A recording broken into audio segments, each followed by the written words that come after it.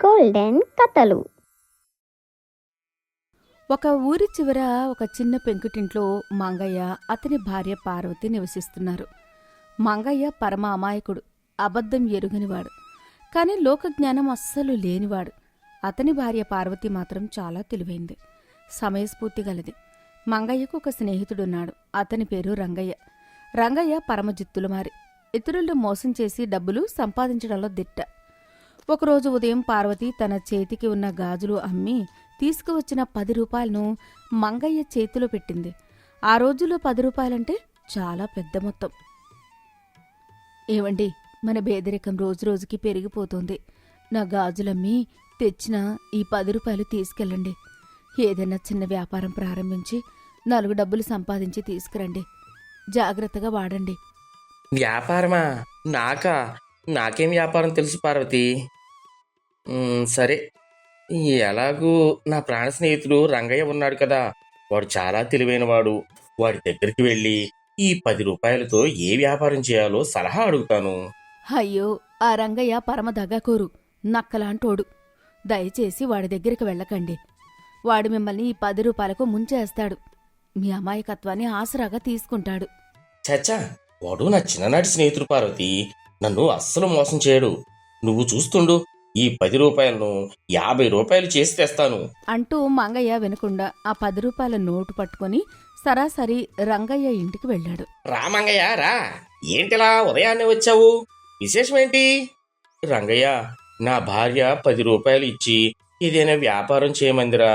నాకు వ్యాపారాలు తెలియవు కదా, నేనెలాగూ చేయలేను.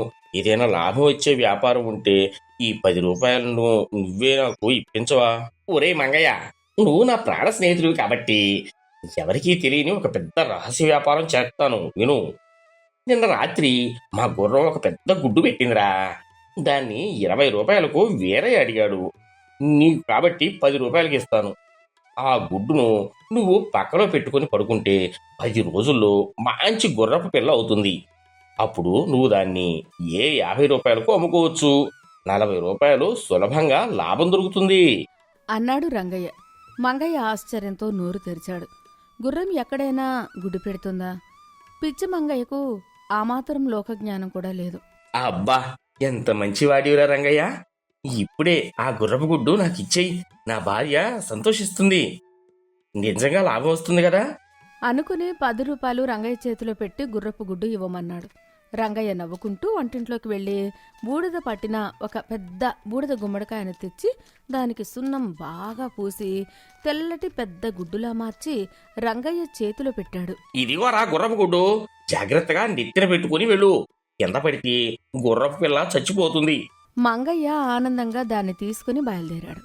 మంగయ్య ఆ సున్నం పూసిన గుమ్మడికాయను నెత్తిన పెట్టుకుని, నాకు గుర్రపు పిల్ల వస్తుంది, నేను 50 రూపాయల వాడనవుతాను అని పాడుకుంటూ ఊరి పక్కన ఉన్న పెద్ద అడవిదారి గుండా నడుస్తున్నాడు. అమాయకపు మంగయ్య గుడ్డు గురించి ఆలోచిస్తూ చూసుకోకుండా రాయిని తన్నుకుని ధబేలిన ముందుకి పడ్డాడు. అంతే, అతని నెత్తిన ఉన్న సున్నం పూసిన ఆ బూడిద గుమ్మడికాయ కింద పడి రాయికి తగిలి 2 ముక్కలైంది. ఆ గుమ్మడికాయ పగిలిన శబ్దానికి అక్కడే పొదల్లో దాక్కుని ఉన్న ఒక అడవి కుందేలు భయపడి ఒక్కసారిగా బయటకు దూకి పరుగులంకించుకుంది. మంగయ్య నెత్తిన చేతులు పెట్టుకుని ఆశ్చర్యంతో కుందేలు వైపు చూస్తూ అరిచాడు. అయ్యో దేవుడా, నా గుర్రపు గుడ్డు పగిలిపోయింది. అందులోంచి గుర్రపు పిల్ల ముందే బయటకు వచ్చి ఎంత వేగంగా పరిగెడుతుందో. మంగయ్య ఆ కుందేలును నిజంగానే గుర్రపు పిల్ల అనుకుని దాన్ని పట్టుకోవడానికి అడవంతా పరిగెత్తాడు. కాని ఆ కుందేలు అందకుండా పొదలోకి పారిపోయింది. మంగయ్య ఏడుస్తూ రాత్రికి ఇల్లు చేరాడు. ఇంట్లో పార్వతి భర్త కోసం ఆశగా ఎదురుచూస్తుంది. ఏమైందండి, ఒళ్లంతా ఇలా దుమ్ము? వ్యాపారం ఏమైంది? గాజుల డబ్బులేవి? ఏం చెప్పమంటావు పార్వతి, ఆ రంగయ్య చాలా మంచోడు. నాకు 10 రూపాయలకే ఒక గుర్రపు గుడ్డు ఇచ్చాడు. దాన్ని నెత్తిన పెట్టుకుని వస్తుంటే అడవిలో రాయి తగిలి పడిపోయింది. గుడ్డు పగిలి అందులోంచి గుర్రపు పిల్ల పుట్టి అప్పుడే పారిపోయింది. నేను ఎంత పట్టుకుందామన్నా దానికి చిన్నప్పుడే అంత వేగం ఏంటి? పార్వతికి కోపంతో తల తిరిగిపోయింది. ఓరి దేవుడా, ఈ ప్రపంచంలో ఎక్కడైనా గుర్రం గుడ్డు పెడుతుందా? ఎంత అమాయకులండి మీరు. వాడు మన 10 రూపాయలు నొక్కేశాడు. ఇంట్లో తినడానికి బియ్యం ఉప్పు కూడా లేవు. రేపు ఉదయాన్నే మీరు మళ్ళీ ఆ రంగయ్య దగ్గరికి వెళ్ళండి. వాడు మనల్ని మోసం చేసినందుకు వాడితోనే ఏదైనా చెయ్యమనండి. కూలీకైనా దొంగకైనా వాడితోటే వెళ్ళండి. నాకు డబ్బు కావాలి అంతే. మరుసటి రోజు ఉదయం మంగయ్య మొహం చిన్నబుచ్చుకుని మళ్ళీ రంగయ్య ఇంటికి వెళ్ళాడు. రంగయ్య, నా భార్య నన్ను చాలా తిట్టిందిరా. గుర్రం గుడ్డు పెట్టదు, మన డబ్బులు పోయాయి, ఇంట్లో దమ్మిడి లేదు. నువ్వే ఏదైనా కూలికో లేదో దొంగతనానికైనా తీసుకుని వెళ్ళి నాకు డబ్బులు ఇప్పించరా. ఎక్కడికి వెళ్దాం చెప్పు. రంగయ్య తనలో తాను, వీడి భార్య చాలా తెలివైన దానిలా ఉంది. వీడిని వాడుకుని ఇళ్లలో దొంగతనం చేస్తే నేను దొరికిపోతాను. వీటిని పొలాల్లో పంట దొంగతనానికి తీసుకెళ్ళి కష్టమంతా వీడితో చేయించి అసలు లాభం నేను కొట్టేయాలి. రంగయ్య, ఇళ్లలో దొంగతనం చేస్తే మనల్ని పట్టుకుంటారా. మన ఊరి పక్కన ఉన్న వరి పొలాల్లో పంట బాగా కోతకు వచ్చింది. రాత్రిపూట వెళ్ళి వరి పంట దొంగతనం చేద్దారా. మంగయ్య సరేనన్నాడు. ఆ రాత్రి ఇద్దరూ కలిసి ఒక పెద్ద వరి పొలంలోకి ప్రవేశించారు. రంగయ్య మంగయ్య చేతికి కొడవలిచ్చాడు. మంగయ్య, గబా కోసేయ్, నేను పహార కాస్తాను. మంగయ్య అమాయకత్వంతో చేతులు నొప్పి పుట్టే వరకు రాత్రంతా వరి పంటను కోశాడు. తెల్లవారుజామున రంగయ్య ఒక వింత ప్రతిపాదన తెచ్చాడు. మంగయ్య, కష్టపడి కోసావు కదా, ఇప్పుడు మన పంపకాల వంతు. నీకు పైన ఉండే కంకులు కావాలా లేక కింద ఉండే వరిగడ్డి కావాలా? ఏదో కావాలో ఏదో ఒకటే తీసుకో. మంగయ్య తనలో తాను, గడ్డి చాలా పెద్దగా ఉంది, కంకులు చిన్నగా ఉన్నాయి, పెద్ద వస్తువు ఉంటే మా ఆవిడ సంతోషిస్తుంది అనుకుని, నాకు కింద ఉండే పెద్ద వరిగడ్డే ఇవ్వు రంగయ్య. సరే, నీ ఇష్టం అని చెప్పి రంగయ్య వరి కంకులన్నీ మూటగట్టుకుని వెళ్ళిపోయాడు. మంగయ్య ఎందుకు పనికిరాని ఆ వరిగడ్డి మోపును నెత్తిన పెట్టుకుని ఇంటికి వచ్చాడు. ఏమండి, రాత్రంతా దొంగతనానికి వెళ్ళి ఈ పశువులు తినే గడ్డి తెచ్చారా? మనం తింటామా దీన్ని? వరి కంకులేవి?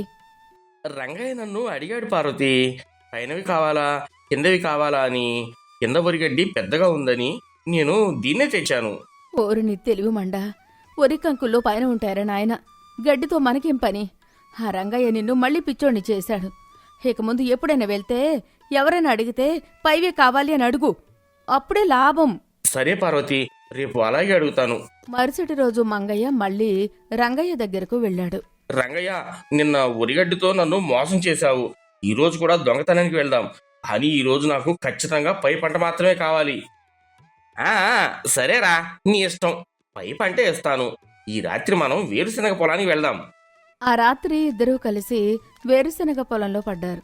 మంగయ్య కష్టపడి మొక్కలన్నింటినీ వేర్లతో సహా పీకాడు. మంగయ్య, నువ్వే అడిగావు కదా, ఇదిగో పైన ఉన్న ఆకులు, మొక్కలు నువ్వు తీసుకో. కింద భూమిలో ఉన్న వేరుశనక్కాయలు నేను తీసుకుంటాను.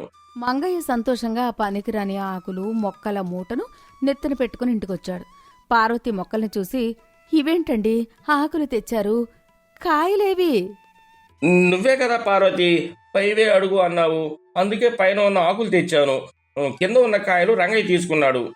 అయ్యో, వేరుశనగ కాయలు భూమి కింద ఉంటాయి, వరి కంకులు పైన ఉంటాయి. ఆ రంగయ్యని అమాయకత్వాన్ని వాడుకుని 2 సార్లు నిన్ను మోసం చేశాడు. వాడు మన 10 రూపాయలు నొక్కేయడమే కాకుండా నిన్ను రాత్రంతా కూలీలా వాడుకున్నాడు. వాడికి ఎలా బుద్ధి చెప్పాలో నాకు తెలుసు. నువ్వు రేపు వాణ్ణి మన ఇంటికి విందుకు పిలువు, మిగతాది నేను చూసుకుంటాను. మరుసటి రోజు ఉదయం మంగయ్య రంగయ్య దగ్గరికి వెళ్ళాడు. రంగయ్య, మా ఆవిడ నీ తెలివితేటలను చూసి చాలా సంతోషించిందిరా. నిన్ను ఈరోజు మధ్యాహ్నం మా ఇంటికి విందుకు రమ్మంది. నీకోసం మంచి మంచి వంటలు వండుతుందట. ఆహా, ఈ మంగయ్య అమాయకుడు, వాడి భార్య కూడా పరమ పిచ్చిదే అనుకుంటా. నా తెలివికి మురిసిపోయి నన్ను విందుకు పిలుస్తోంది. వెళ్ళి బాగా అరగించి వస్తాను. మధ్యాహ్నం రంగయ్య మంగయ్య ఇంటికి వచ్చాడు. ఇల్లంతా నెయ్యి గుమగుమలాడి వాసన వస్తుంది.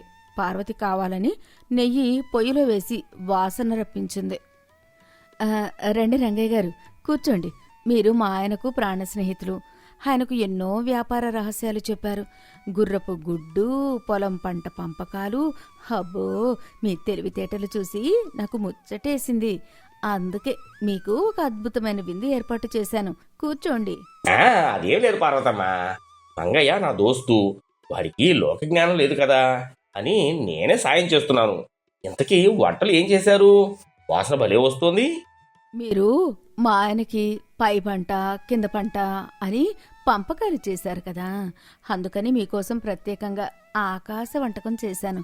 ఇది కేవలం మీలాంటి మేధావులకే అరుగుతుంది. ఇదిగో వడ్డిస్తున్నాను. పార్వతి వంటింట్లోకి వెళ్ళి ఒక పెద్ద గిన్నె తెచ్చింది.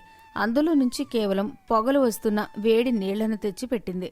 అందులో ఒక్క అన్నం మెతుకు కూడా లేదు, కూర లేదు. ఏంటి పార్వతమ్మ ఇది? నా గిన్నెలో కేవలం మరుగుతున్న నీళ్లు పోసావు. అన్నమేది? ఆ వాసన వచ్చిన కూరలేవి? రంగయ్య గారు, పొలంలో మీరు ధాన్యం తీసుకొని గడ్డి, వేరుశనక్కాయలు తీసుకొని ఆకులు మాకిచ్చారు కదా, ఆ గడ్డి ఆకులతో ఈ నీళ్లను మరిగించాను. కేవలం మీకోసమే వండాను. తాగండి, కడుపు నిండుతుంది. నన్ను ఎగతాళి చేస్తున్నావా పార్వతి? నన్ను ఇంట్లోకి పిలిచి అవమానిస్తావా? ఎవరెవరిని అవమానిస్తున్నారు రంగయ్య? ఎవరిని మోసం చేస్తున్నారు?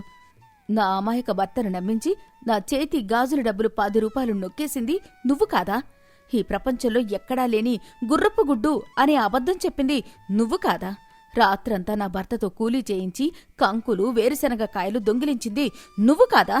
ఇప్పుడు మర్యాదగా మా 10 రూపాయలు, ఆ 2 రాత్రుల కూలీ డబ్బులు 10 రూపాయలు, మొత్తం 20 రూపాయలు ఇస్తావా?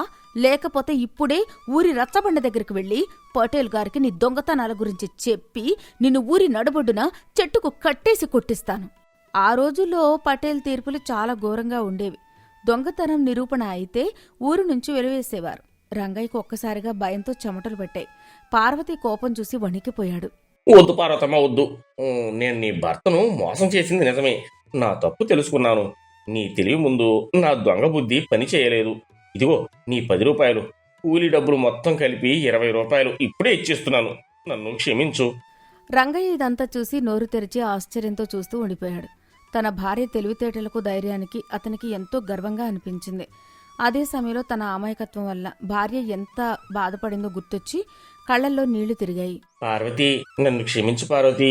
నా చిన్ననాటి స్నేహితుడు అని ఆ దుర్మార్గుడు రంగయ్యను గుడ్డిగా నమ్మాను. వాడు నన్ను ఇంతగా మోసం చేస్తున్నాడని, పిచ్చోడిని చేస్తున్నాడని నేను గ్రహించలేకపోయాను. నేను పరమ దద్దమ్మను పార్వతి. ఏవండి, అలా అనకండి. మీరు దద్దమ్మ కాదు, చాలా మంచివారు, మనసులో ఎలాంటి కపటం లేనివారు. కానీ ఈ రోజుల్లో లోకం చాలా కుళ్ళుతో నిండుంది. మీలాంటి అమాయకులను వాడుకోవడానికి రంగయ్య లాంటి దాగాకోర్లు ఎందరో ఉంటారు. మీ మంచితనమే మీ బలం. కానీ లోకంలో బతకడానికి కొద్దిగా లౌక్యం కూడా అవసరం. ఇకపై ఎవరైనా మిమ్మల్ని మోసం చేయాలని చూస్తే మీ వెనుక మీ భార్య పార్వతి కౌచల ఉందని మర్చిపోకండి. రేపు ఈ డబ్బుతో ఒక పండ్ల బండి వ్యాపారం మొదలుపెట్టండి. ఆ రోజు నుంచి మంగయ్య ఏ పని చేసినా పార్వతి సలహా తీసుకునేవాడు. పార్వతి తన తెలివితేటలతో మంగయ్యకు ఒక మంచి పండ్ల కొట్టు పెట్టించింది. ఇద్దరూ కలిసికట్టుగా ఒకరికొకరు తోడుగా ఎంతో ఆనందంగా గౌరవంగా జీవించసాగారు. రంగయ్య మాత్రం మళ్లీ ఆ వీధి వైపు రావడానికే భయపడేవాడు. కథలోని నీతి: కపటం లేని అమాయకత్వం దైవంతో సమానమే కావచ్చు. కానీ ఈ లోకంలో బ్రతకడానికి కేవలం మంచితనం మాత్రమే చాలదు. సమయస్ఫూర్తి, లోకజ్ఞానం చాలా అవసరం. స్నేహం పేరుతో లేదా దురాశతో ఇతరులను మోసం చెయ్యాలని చూస్తే ఎప్పటికైనా అంతకంటే పెద్ద తెలివితేటల ముందు అడ్డంగా దొరికిపోయి అవమానపడక తప్పదు.